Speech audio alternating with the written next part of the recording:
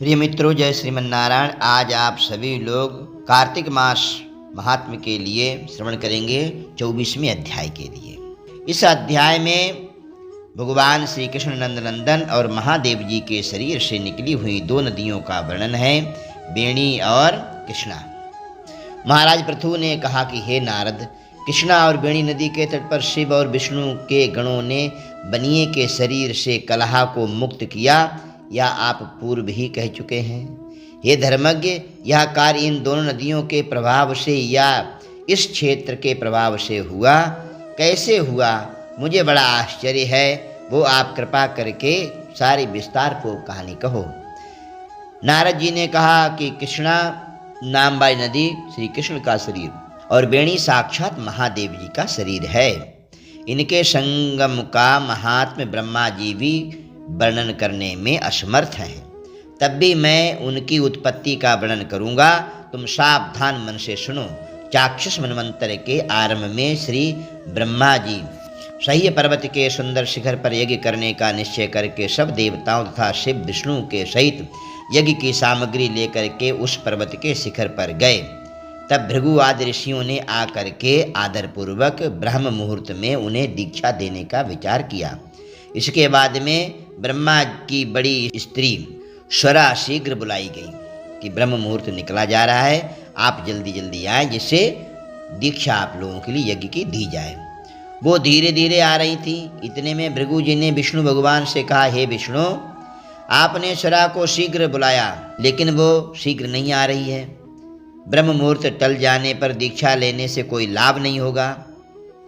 तब भगवान नारायण ने कहा, यदि स्वरा समय पर ना आ सकी तो क्या हुआ, कोई बात नहीं, गायत्री को ही स्त्री मान करके दीक्षा विधान कर लीजिए आप। क्या यह गायत्री पुण्य कर्म में इनकी स्त्री बनने के योग्य नहीं है? क्या स्त्री नहीं बन सकती है? नारद जी ने कहा, महादेव जी ने भी विष्णु भगवान का समर्थन किया। यह वचन सुनकर के भृगु जी ने गायत्री को ब्रह्मा के दाहिनी ओर बैठा करके दीक्षा विधान प्रारंभ किया।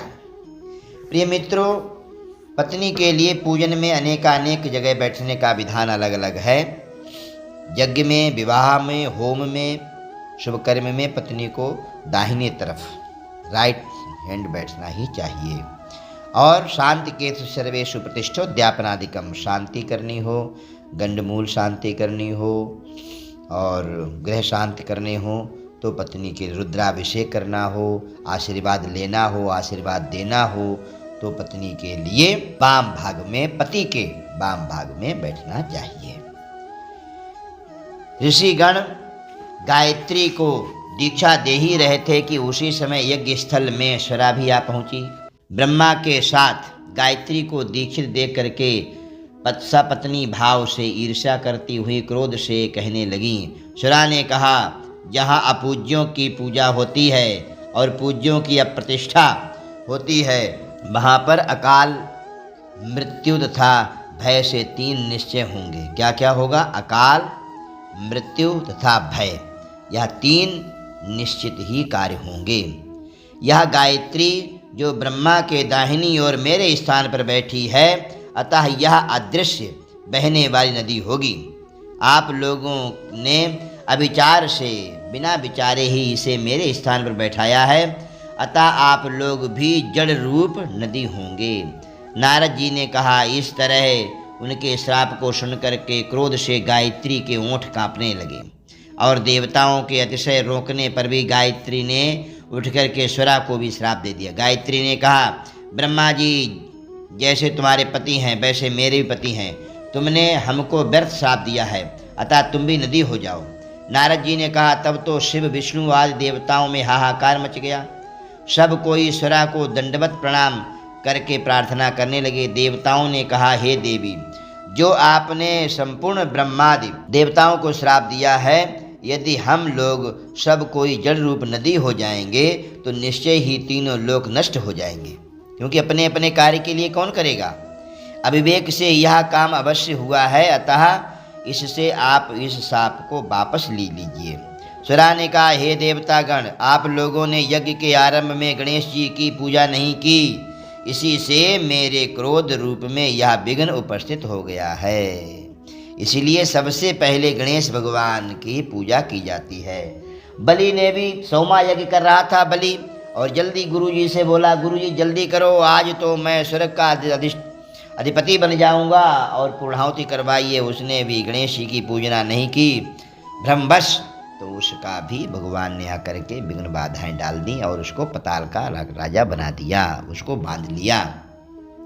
यहाँ पर भी सबसे पहले गणेश जी की पूजना करने के बाद में फिर कार्य प्रारंभ करते, इसीलिए यह वाक्य भी झूठा नहीं हो सकता है।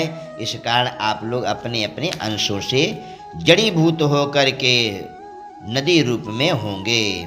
हम दोनों सौत भी अपने अपने अंशों से पश्चिम वाहिनी नदी होंगी। नारद जी ने कहा, हे राजन, स्वरा की यह वाणी सुन करके विष्णु, शिव आदि समस्त देवता अपने अपने अंशों से नदी रूप में हो गए। बड़ी सुंदर कथा है यह 24 अध्याय की। विष्णु भगवान के अंश से कृष्णा, शिव जी के अंश से बेणी, ब्रह्मा जी के अंश से ककुदमवती नाम की नदी हुई। सब देवताओं ने अपने अपने अंशों को जड़ बना करके फेंक दिया। उन लोगों का अंश भी सह्य पर्वत के शिखरों से अलग अलग नदी रूप में होकर के बहने लगा। देवताओं के अंशों से पूर्व वाहिनी तथा उनकी स्त्रियों के अंशों से सैकड़ों हजारों पश्चिम वाहिनी नदियाँ उत्पन्न हो गई। गायत्री और सुरा दोनों पश्चिम वाहिनी नदी होकर के दोनों एक साथ बहने लगी। दोनों का नाम सावित्री पड़ा। ब्रह्मा ने उस यज्ञ स्थल पर विष्णु भगवान और शिव जी की स्थापना की। दोनों देवता महाबल अतिबल नाम से विख्यात हुए और पाप विनाशक कृष्ण की उत्पत्ति का, अर्थात जो कृष्णा नदी है उसकी उत्पत्ति का भी आप लोग कथा श्रवण करें। यह संगम के दर्शन और स्नान का फल बड़ा ही अद्भुत है। और आगे आप सभी लोग नदियों के विषय में नारद जी कथा श्रवण करा रहे हैं। भगवान श्री कृष्ण भी अपनी प्रियतमा सत्यभामा के लिए भगवान की मंगलमयी कथा श्रवण करा रहे हैं। प्रिय मित्रों, आप सभी लोग कथा पूरी सुने और चैनल के लिए सब्सक्राइब करना ना भूलें। वीडियो के लिए लाइक कर दीजिए। जय श्रीमन्नारायण।